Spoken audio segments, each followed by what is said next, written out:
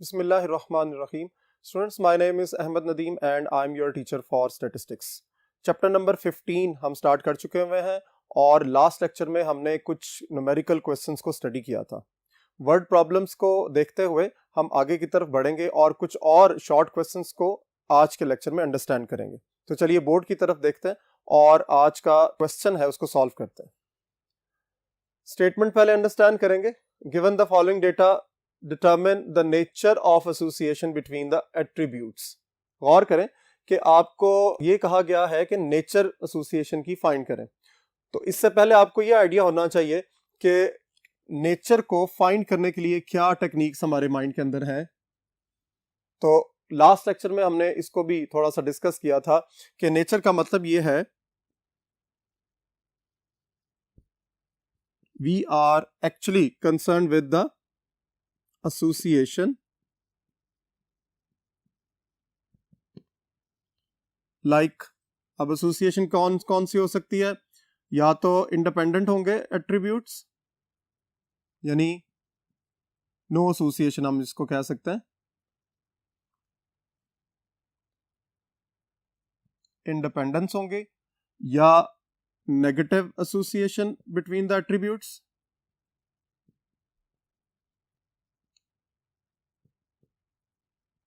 और आपके पास सिचुएशन जो तीसरी एग्जिस्ट करेगी that would be positive association.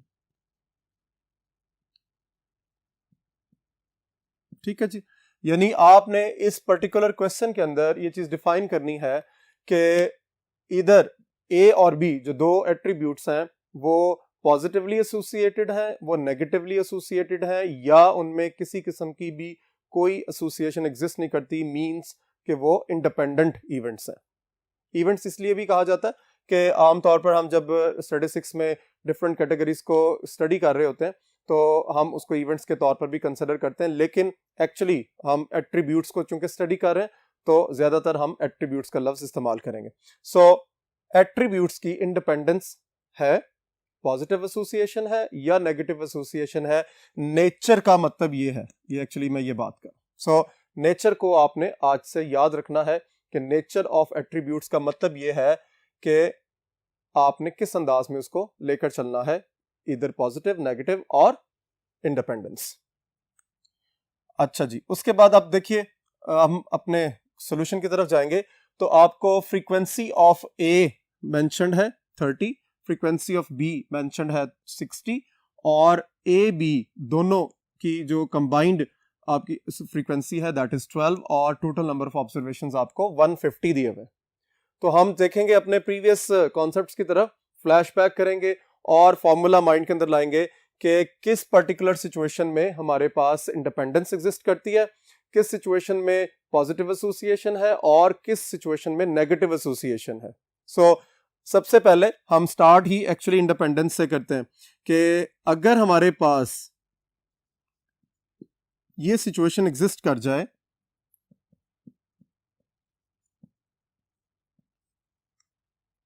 If you remember हमने कुछ लेक्चर पहले इसको भी डिस्कस किया था कि frequency of A B is equal to frequency of A multiply by frequency of B divided by n. अगर आपके पास ये रिजल्ट होल्ड कर जाए, यानी लेफ्ट हैंड साइड और राइट हैंड साइड इक्वल हो जाए, तो हम क्या कहते हैं कि आपकी जो एसोसिएशन है वो एग्जिस्ट नहीं करती, यानी दोनों एट्रीब्यूट्स इंडिपेंडेंट एट्रीब्यूट्स हैं।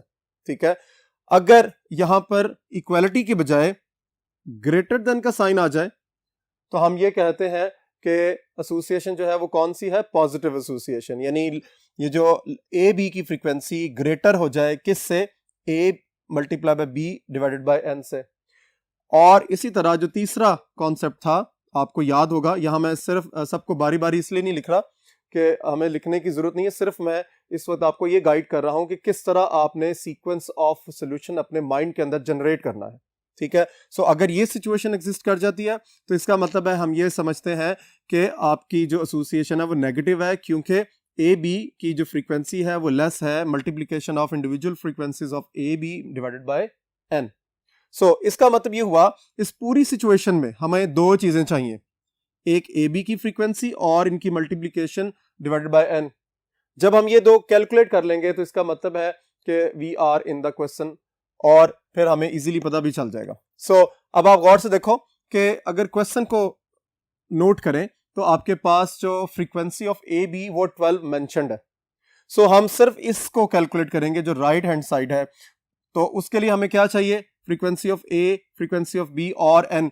तो क्वेश्चन के मुताबिक हमें फ्रीक्वेंसी ऑफ ए भी मेंशन्ड है, फ्रीक्वेंसी ऑफ बी भी मेंशन्ड है और एन 150 भी मेंशन्ड है। So just substitute the values.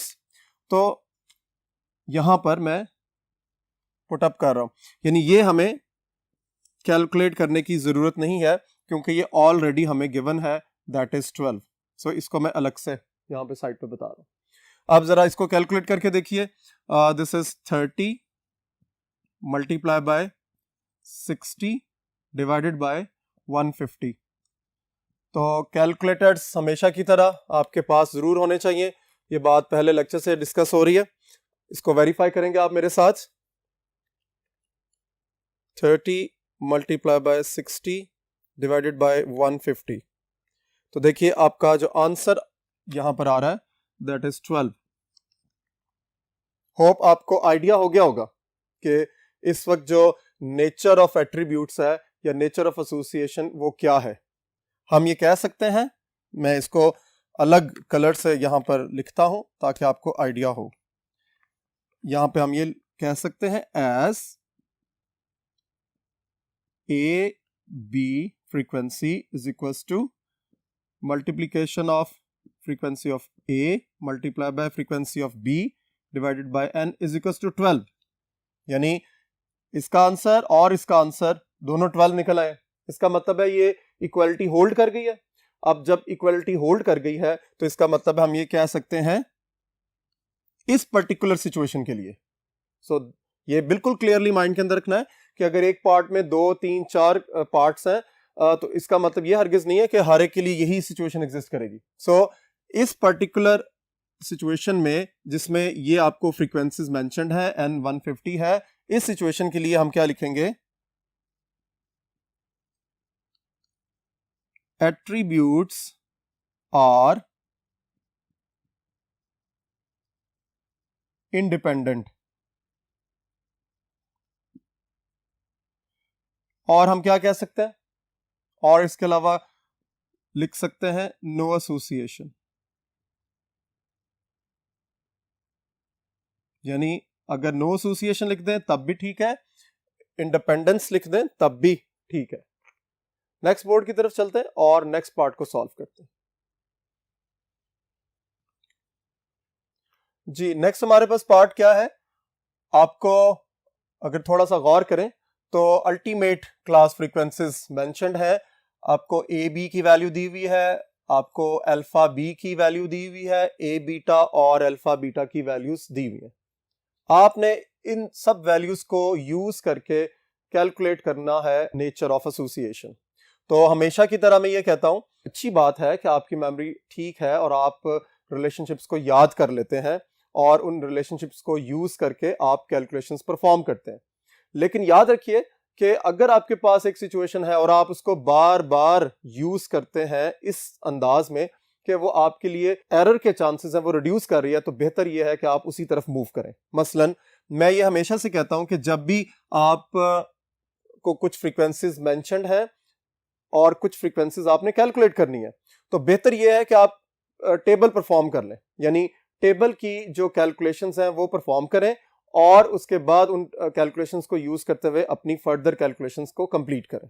सो यहां अगर मैं देखूं तो एक साइड पर हम टेबल बना लेते हैं और आपको याद आ रहा होगा कि जब दो एट्रीब्यूट्स हमारे पास होते हैं तो दो एट्रीब्यूट्स की सूरत में हमारा टेबल किस तरह जनरेट होता है। यहां पर अगर मैं एट्रीब्यूट बी लिखूं, दिस इज एट्रीब्यूट ए, तो फर्दर जो क्लासेस बनेंगी ए अल्फा बी बीटा। अब फर्दर मुझे लिखने की जरूरत नहीं है कि आपका ए बी कहां पर आएगा, ए बीटा कहां पर आएगा। हम जस्ट क्या कर रहे हैं, वैल्यू सब्स्टिट्यूट कर रहे हैं कि किस अंदाज में आपको मेंशन्ड है। देखिए ए बी आपको मेंशन्ड है 110, इसी तरह alpha B is 90, A beta is 290 and alpha beta is 510। आपको ये इनसाइड वैल्यूज गिवन है, जिसको हम अल्टीमेट क्लास फ्रीक्वेंसीज भी कहते हैं। टेबल कंप्लीट कर लें, क्योंकि एक्चुअली हमने क्या चीज वेरीफाई करनी है। वी हैव टू चेक, क्या चीज चेक करनी है?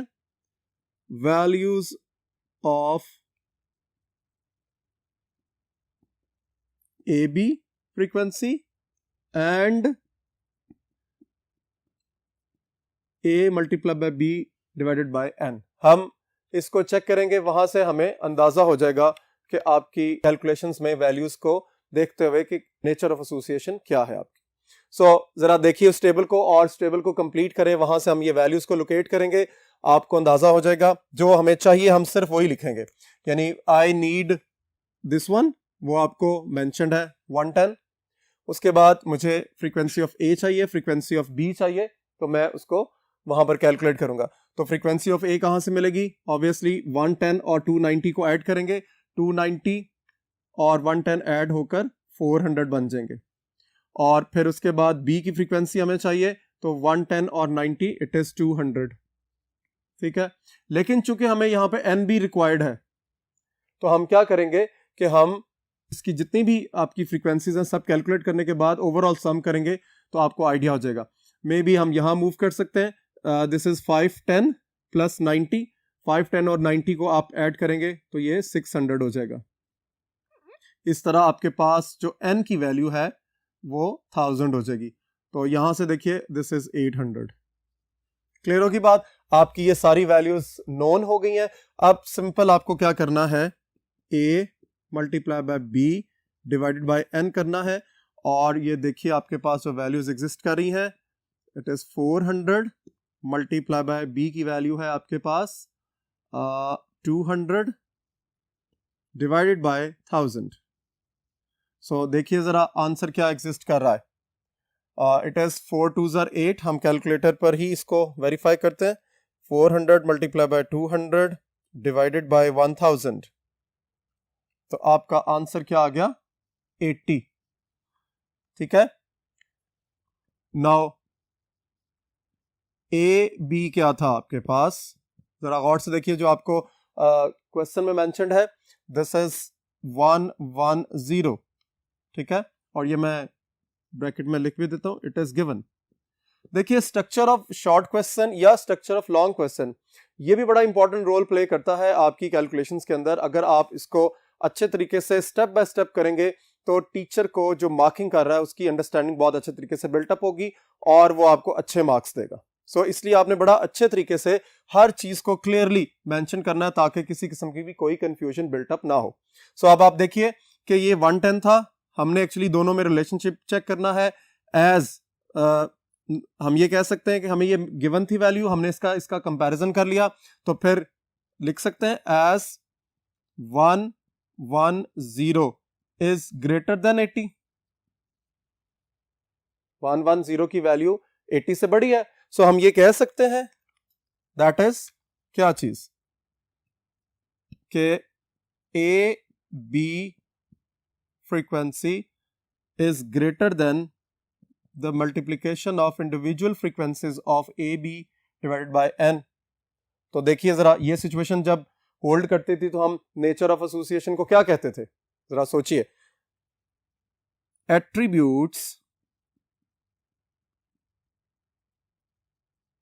Are independent, is it? जरा सोचिए जितनी देर में मैं लिख रहा हूं, क्या इंडिपेंडेंट लिखना चाहिए मुझे? तो इसका आंसर क्या होगा? जिन लोगों ने अच्छे तरीके से अपने प्रीवियस लेक्चर्स लिए हुए हैं वो यहां पर मुझे डिनाई करेंगे। वो डिनाई क्यों करेंगे? क्योंकि इंडिपेंडेंसी की कंडीशन हमने इससे पहले पिछले बोर्ड पे कंसिडर की है, और इंडिपेंडेंसी की सूरत में क्या होता था कि आपके पास ये ए बी और जो आपकी ये मल्टीप्लिकेशन वाली है, ये दोनों वैल्यूज सेम होंगी तो फिर हम इंडिपेंडेंसी की तरफ जाएंगे। अदरवाइज चूंकि ये ग्रेटर की कंडीशन है, so it is not independent, याद रखिए। यहां पे क्या लिखेंगे? Attributes are positively associated. ठीक है जी। सो स्टेप्स को फॉलो करते हुए आपने अपना क्वेश्चन जो है कंप्लीट करना है। नेक्स्ट बोर्ड की तरफ चलते हैं और इस क्वेश्चन का जो नेक्स्ट पार्ट है उसको सॉल्व करते हैं। नेक्स्ट है जी आपके पास जो थर्ड पार्ट है, ए की इंडिविजुअल फ्रीक्वेंसी आपको दी हुई है 415, ए बी की फ्रीक्वेंसी आपको 147 दी हुई है, alpha is 285 and alpha beta is 170। Concept same है। अभी तक हमने दो बोर्ड्स पे जो दो शॉर्ट क्वेश्चन सॉल्व किए हैं उससे आपको आइडिया हो गया होगा कि सबसे इजीएस्ट वे क्या है कि किस अंदाज में आपने नेचर ऑफ एसोसिएशन को डिस्कवर करना है या चेक करना है। ठीक है, सो यहां पर भी उसी तरह करेंगे। टेबल एक जनरेट करते हैं और अपनी कैलकुलेशंस को क्लियर कर लेते हैं कि हमारे पास क्या गिवन है और हमने क्या चीज फाइंड करनी है। सो देखिए जरा, मैं रेड मार्कर से लिख रहा हूं जो आपको वैल्यूज गिवन है। देखिए आपको ए बी की वैल्यू 147 मेंशन्ड है। ठीक है, अल्फा बीटा 170 आपको दिया हुआ है। अल्फा की फ्रीक्वेंसी, यहां अल्फा होता है, उसकी फ्रीक्वेंसी 285 आपको क्लियर है और ए की फ्रीक्वेंसी आपको 415 मेंशन है। और इसके अलावा जी टोटल कितनी वैल्यूज हैं, इसको कोशिश किया करें जब आप क्वेश्चन सॉल्व कर रहे हैं और वैल्यूज की सब्स्टिट्यूशन कर रहे हैं तो जितनी वैल्यूज गिवन है आपने उस अंदाज में उसको चेक जरूर करना है कि आपकी वैल्यूज जो गिवन है और जो आपने सब्स्टिट्यूट की हैं उनमें किसी किस्म की कोई भी डेफिशिएंसी तो नहीं रह गई है। अदरवाइज ये होगा कि बाजुकात क्वेश्चन सॉल्व हो जाता है और फिर आइडिया होता है हो ये चीज तो मिसिंग थी, या समटाइम्स ये होता है कि आप कोई ना कोई एक वैल्यू कम पुटअप करते हैं और क्या होता है फिर आपको सोचने में काफी ज्यादा टाइम लग जाता है कि ये आप क्वेश्चन मजीद कैसे सॉल्व होगा। सो बी केयरफुल कि आपने चेक करना है 4151, 147 2, 285 3 एंड 170 चार वैल्यूज आपको गिवन है और वो चार वैल्यूज रेड मार्कर से आपने टेबल के अंदर मेंशन कर दी है। अब आप इसको कंप्लीट कर लेंगे, टेबल को कंप्लीट करेंगे। सबसे पहले जो मिसिंग वैल्यूज हैं उनको फाइंड करेंगे और वो देखिए ब्लैक मार्कर से मैं जो फाइंडिंग्स हैं हमारी मैं उनको लिख रहा हूं। वो कैसे होगा, देखिए 415 में से जब 147 माइनस करेंगे तो यहां पहुंच जाएंगे आप 415 माइनस 147, तो आंसर आ जाएगा 268। ठीक है जी, उसके बाद 285 में से माइनस करें 170 तो आपके पास आंसर आएगा 115। ठीक है, अब आपकी रिक्वायरमेंट क्या थी, आपकी रिक्वायरमेंट एक ये वाला पोर्शन है, this is B, this is A और एन और उसके बाद ए बी। ठीक है, ये ए बी तो आपको पहले से चूंकि क्लियर था इसलिए उसको फाइंड करने की जरूरत नहीं है। सो जो टिक किए हमें ये रिक्वायरमेंट्स थे, तो इनमें से देखिए कि एक 415 और 147 हमें गिवन था और ये जो दो वैल्यूज हैं ये हमें कैलकुलेट करनी है और इसीलिए फिर ये जो ब्लैक मार्कर से मैंने पुटिंग्स की हैं ये वैल्यूज हैं हमें इसलिए भी कैलकुलेट करना जरूरी थी ताकि हम जो मिसिंग वैल्यूज हैं उनको कंप्लीट कर सकें। सो अब आप देखिए 147 प्लस 115 तो आंसर आ जाएगा 262। अब इसकी हमें रिक्वायरमेंट नहीं है, अगर हम ना भी फाइंड करें तो हमें कोई प्रॉब्लम नहीं है, हमें सिर्फ n की रिक्वायरमेंट है और वो 415 और 285 को जब ऐड करेंगे तो आपको n total number of observations मिल जाएंगी और ये है जी 700। सो अब देखिए as A B is equals to 147, ये लेफ्ट हैंड साइड माइंड के अंदर रखें जो अभी तक हमने दो बोर्ड्स में रिलेशनशिप को यूज किया। इसके अलावा a into B over n, frequency of a आपके पास क्या है जी 415, ये मेंशन्ड है आपको। फ्रीक्वेंसी ऑफ b हमने कैलकुलेट कर ली 262 और टोटल नंबर ऑफ ऑब्जर्वेशंस भी हमने कैलकुलेट कर लिए। अब आप जरा देखिए इसको फाइंड करें आंसर को, 262 multiply by 415 divided by 700, it is 155.33। So it is also very clear कि अब जरा गौर कीजिए कि 147 इज लेस देन 155, ये मैंने इसको राउंड ऑफ करके लिखा। दैट इज, अगर हम इस चीज को देख रहे हैं, इसका मतलब हम ये कह सकते हैं A B frequency is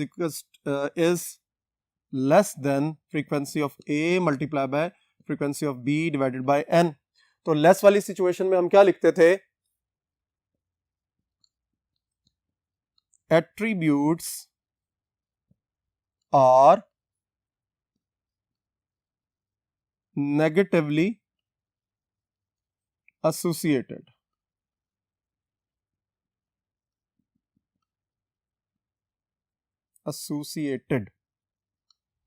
English की जो ग्रामर है उसका भी बहुत ज्यादा ख्याल रखना है, कोशिश करनी चाहिए कि आप एक्यूरेट वर्ड्स लिखें।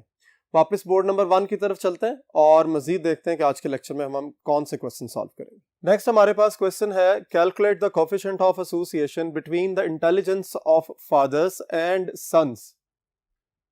फादर और सन्स की इंटेलिजेंस में आपने एसोसिएशन को कैलकुलेट करना है। आपको अच्छे तरीके से आइडिया हो गया होगा कि एसोसिएशन में हम एट्रीब्यूट्स की दरमियान रिलेशनशिप को फाइंड आउट करने की कोशिश कर रहे होते हैं।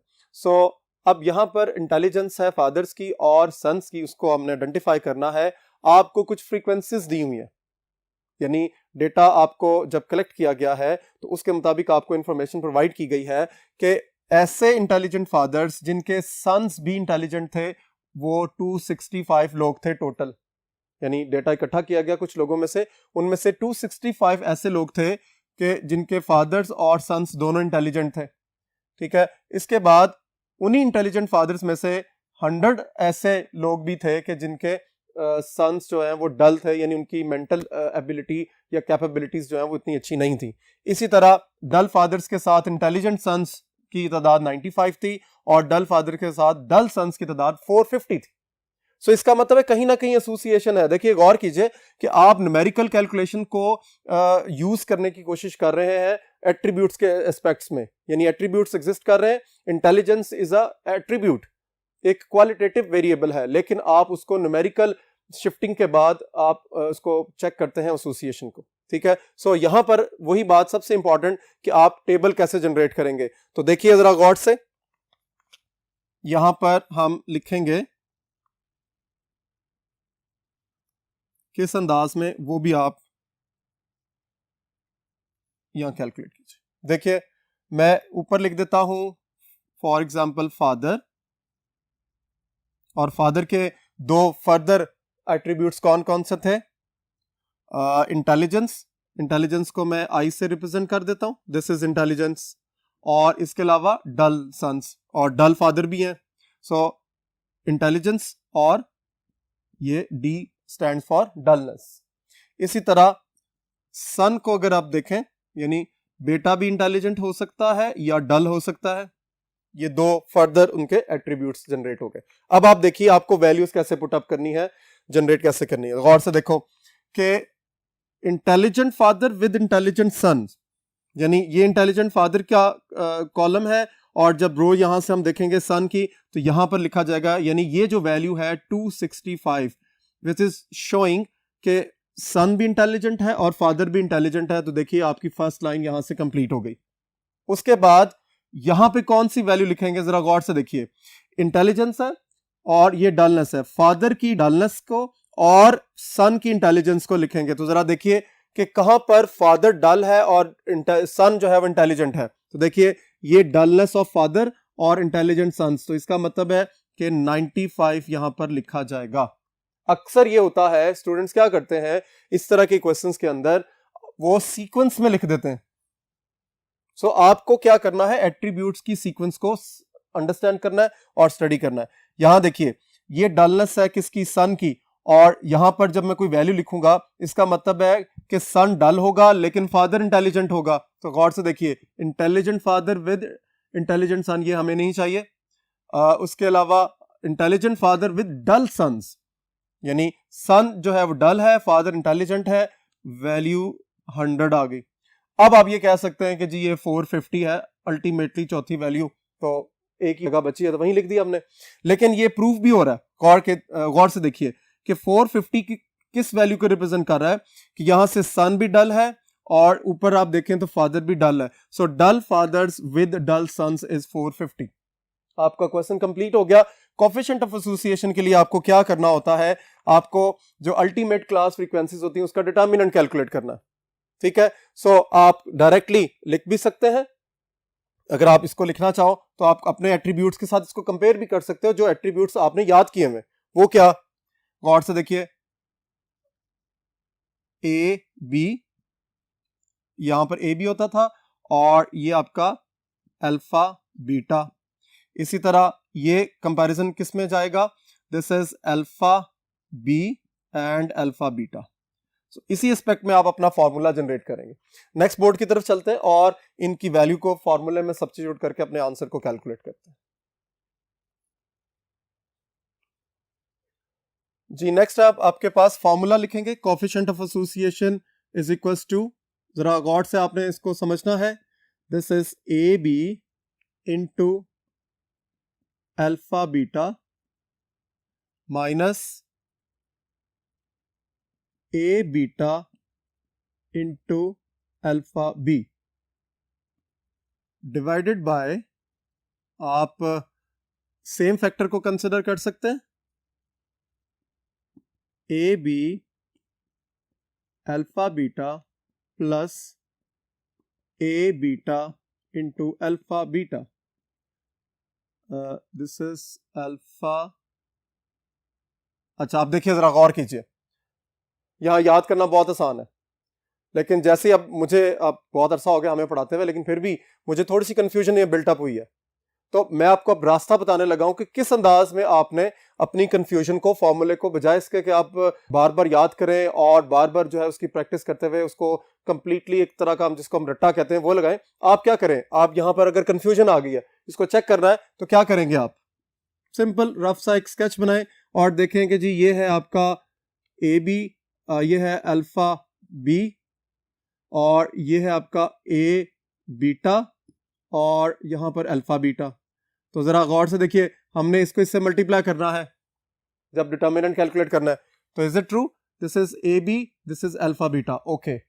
उसके बाद आइए यहां पर कि alpha, this is alpha B ने मल्टीप्लाई होना है ए बीटा के साथ, तो देखिए ए बीटा हमने ठीक लिखा हुआ है, दिस इज अल्फा बी, सो यहां पे एक छोटी सी कंफ्यूजन जो आपने यहां पे करेक्ट कर ली अपनी, और ताकि फर्दर आपको किसी किस्म की भी कंफ्यूजन जो है ना बाकी नहीं रहती। अब जस्ट आपको वैल्यूज सब्स्टिट्यूट करनी है, बोर्ड नंबर 1 में हमने इन सब की वैल्यूज क्लियर कर ली हुई है, तो देखिए मैं जस्ट वैल्यूज को सब्स्टिट्यूट करने लगा हूं, दिस इज 265 और अल्फा बीटा की वैल्यू है 450 माइनस, उसके बाद आप लिख लीजिए, आप ए बीटा है, ए बीटा इज 95 और 100। आपका न्यूमरेटर कंप्लीट हो गया, डिनोमिनेटर भी यही है आपका, लेकिन साइन जो है वो चेंज होगा, 95 इंटू 100। सो क्लियर करेंगे calculations, 265 multiply by 450 minus 95 multiply by 100, तो देखिए आपके पास आंसर क्या आ रहा है जी, 109,750 डिवाइडेड बाय, अब यहां पे आपको क्या करना है, प्लस करना है, 265 multiply by 450 plus 95 multiply by 100, तो आपका आंसर आ रहा है जी 128,750। तो देखिए फाइनल आंसर आपका क्या होगा, 109,750 डिवाइडेड बाय 128,750, तो इट इज 0.8524। सो एज लिखेंगे आप Q इज ग्रेटर देन 0, यानी 0 से आगे है, सो हम ये कह सकते हैं एट्रीब्यूट्स आर पॉजिटिवली एसोसिएटेड। यहां एक और बड़ी इंपॉर्टेंट बात क्लियर हो रही है कि आपको ये चीज माइंड के अंदर रखनी है कि कोफिशिएंट ऑफ एसोसिएशन के थ्रू भी आप इंडिपेंडेंस, पॉजिटिव एसोसिएशन और नेगेटिव एसोसिएशन को कैलकुलेट कर सकते हैं। It's totally up to you कि इससे पहले हमने जो 3 क्वेश्चन सॉल्व किए थे, इनफैक्ट उनमें जो हमने टेक्निक अप्लाई की वो एक टेक्निक थी। दूसरी टेक्निक ये है कि अगर आपके पास अल्टीमेट क्लास फ्रीक्वेंसीज कंप्लीट हो गई हैं तो फिर आप क्या करेंगे, आप कोफिशिएंट ऑफ एसोसिएशन का फॉर्मूला भी अप्लाई कर सकते हैं। इसमें किसी किस्म की भी कोई दूसरी राय नहीं है कि आपको सिर्फ वही वाला फॉर्मूला या वही कैलकुलेशंस करनी है कि जो आपको यहाँ पे बताई गई हैं। आप कोई और फॉर्मूला भी अप्लाई कर सकते हैं अगर आपको वो सब्जेक्ट के अंदर, सिलेबस के अंदर मेंशन्ड है। होप आज का लेक्चर आपको यहाँ पर अच्छे तरीके से समझ आ गया होगा। इन क्वेश्चंस को अच्छे तरीके से जरूर प्रैक्टिस करें और घर में इन सारे क्वेश्चंस को बार बार सॉल्व करें ताकि आपको इनके कॉन्सेप्ट जो है वो अच्छे तरीके से क्लियर हो जाए। अपना और अपनी फैमिली का ख्याल रखें। इंशाल्लाह नेक्स्ट लेक्चर में मुलाकात होगी। अल्लाह हाफिज।